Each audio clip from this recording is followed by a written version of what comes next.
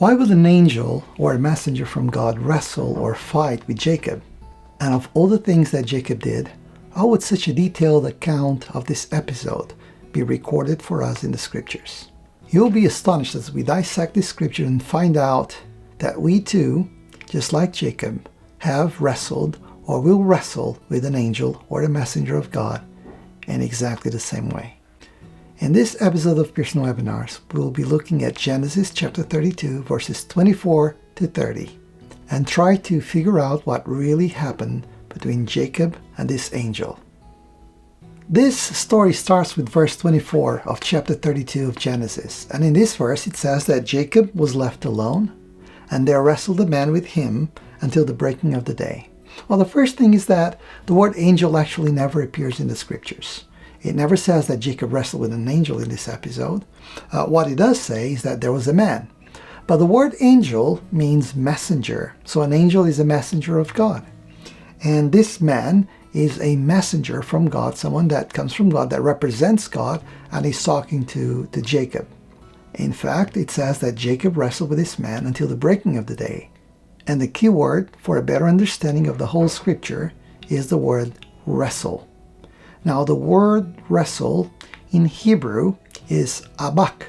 Nabak means to grapple with someone, to grab someone, to hold them, and to wrestle, to fight. Now, this is a root word in Hebrew, and it's the root of the word shabak. Shabak, unlike the first instance, which means to wrestle, means to embrace, to clasp hands.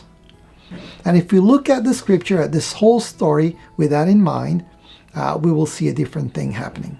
Let's then see Jacob embracing in a ritual embrace and clasping the hand of this man that represents God, and see what happens next. As Jacob was embracing and clasping the hand of this man, it says, "And when he saw, he prevailed not against him."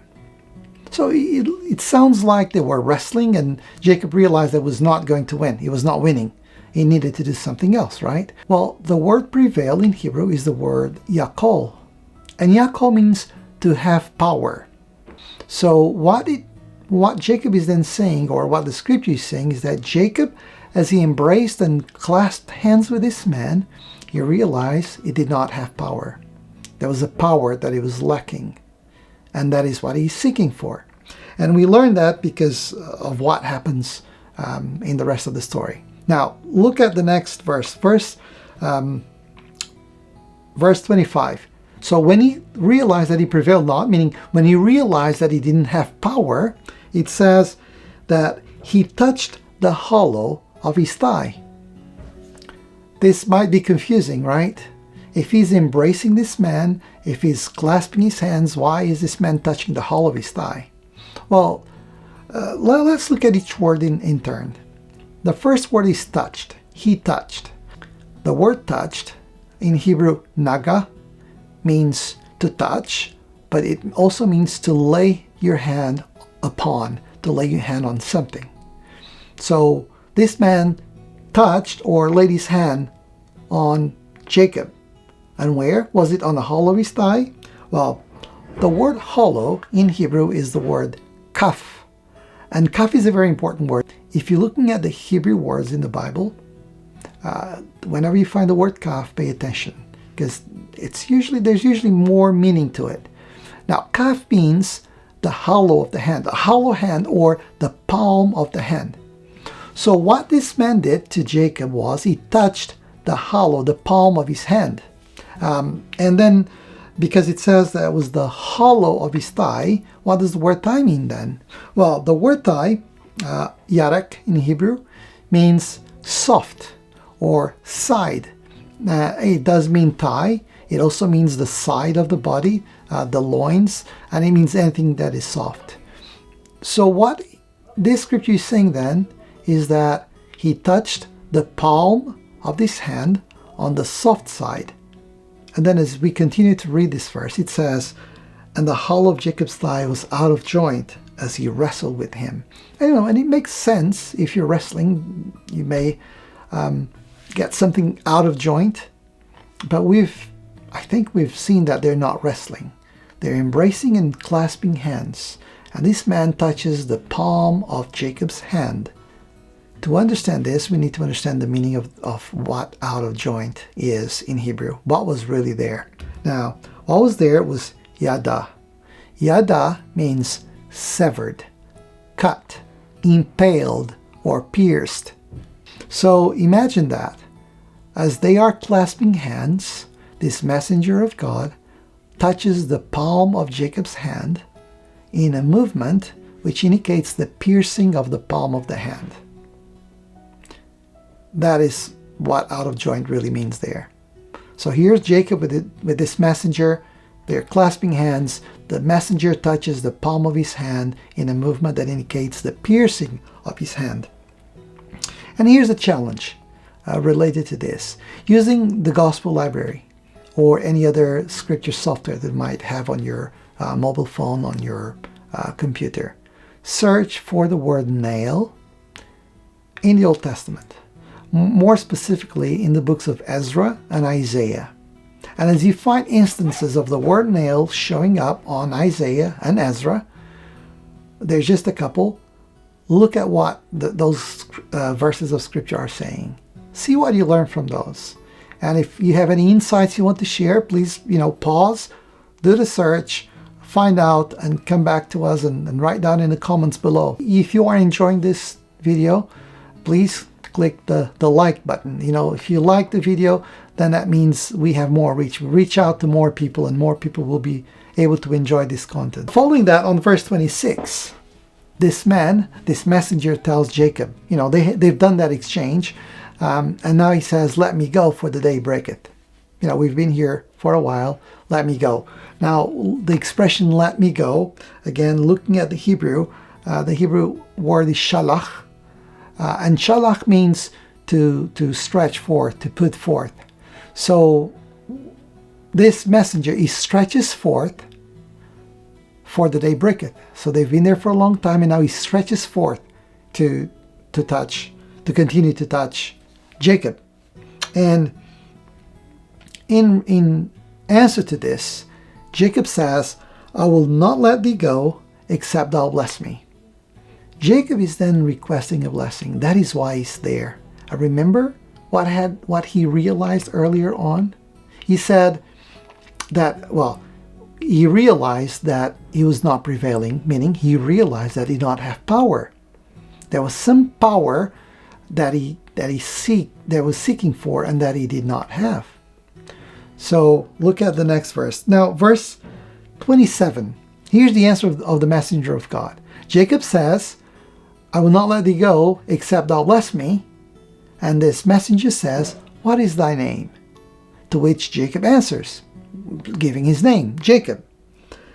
And as a reply to that, the messenger of God, the man that represents God in this exchange, gives him a new name. He says, thy name shall be called no more Jacob, but Israel.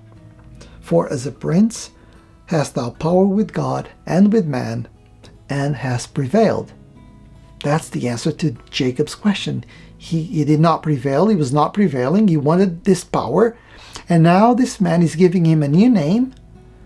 And he's telling him that you're now receiving power.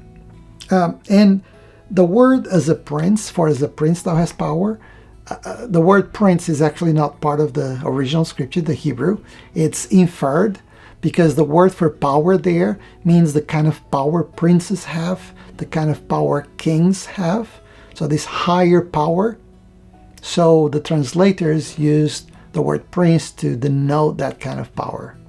But what he's saying is, for as a prince, or for thou have power with God. And again, the word with God, like this expression with in Hebrew, actually means equal to God or like God.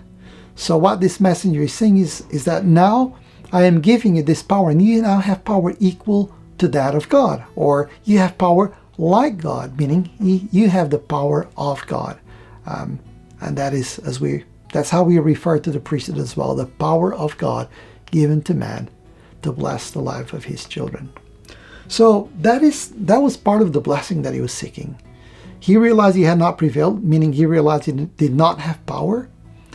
he had this exchange through which he was touching the palm of his hand in a movement that indicates piercing. He requests a blessing. This man asks for his name. He gives his name. He receives a new name, and then he's told that he's now been endowed with power. He's now received a power that is the power of God. That is the power equal to the power of God.